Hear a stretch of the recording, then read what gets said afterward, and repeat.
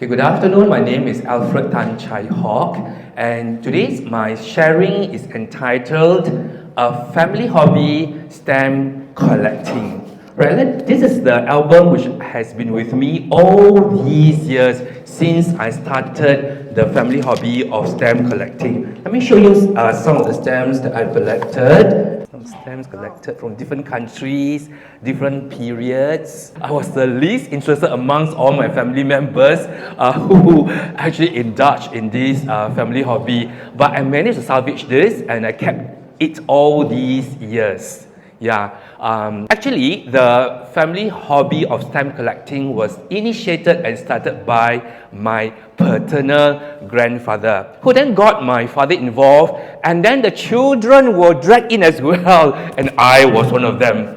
Initially, I was not interested at all in stamp collecting. I was more interested in playing hantam bola, one leg, the one leg game that those of you, as old as I am, alright, chapte, and then even hide and seek, police and thieves, all these games that I was very interested in. I was not interested at all in stamp collecting. So I looked at the unflagging commitment of my family members in collecting all these stamps. They would take hours to search for such stamps, and then they will cut it out like this, cut it out, and then soak it in water, alright, and as well as then categorizing them and putting them into the album, alright, there are various albums. I see a knot on the head, okay, so that is how my family members took so much trouble. But for me, as I said just now, I was more interested in other childhood pursuits. But as I grew older, I began to master and take the single effort to take out the stamp, cut it out, soak it in water, and then have it dried. Then I put it into the album that you saw just now.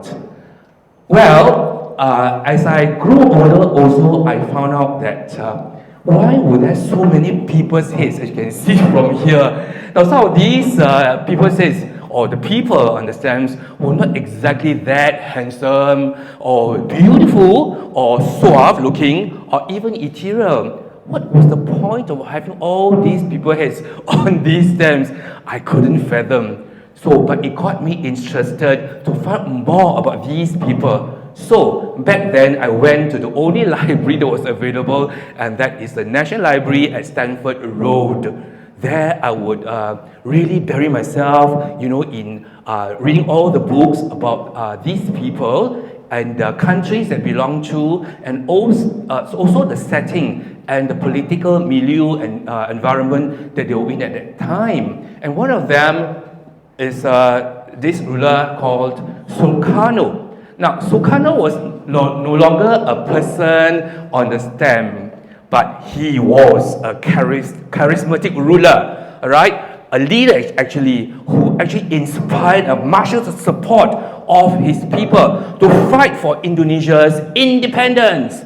And I learned more about Indonesia, the political settings at that time, how it was a colony under the Dutch and so on.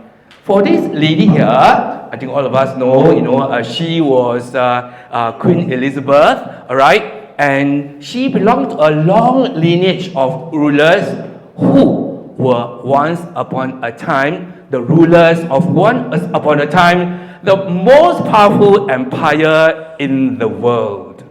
So with stamp collecting, actually, it also got me interested to learn more about the history of these countries, from China to India to Indonesia to Malaysia and so on. Merdeka, the fighting for independence, and how the people in these countries were colonized and how they were subjected to the rule of the colonial masters. And how then the people like Sukarno and even our Mr. Lee Kuan Yew, the late Mr. Lee Kuan Yew, fought for the independence.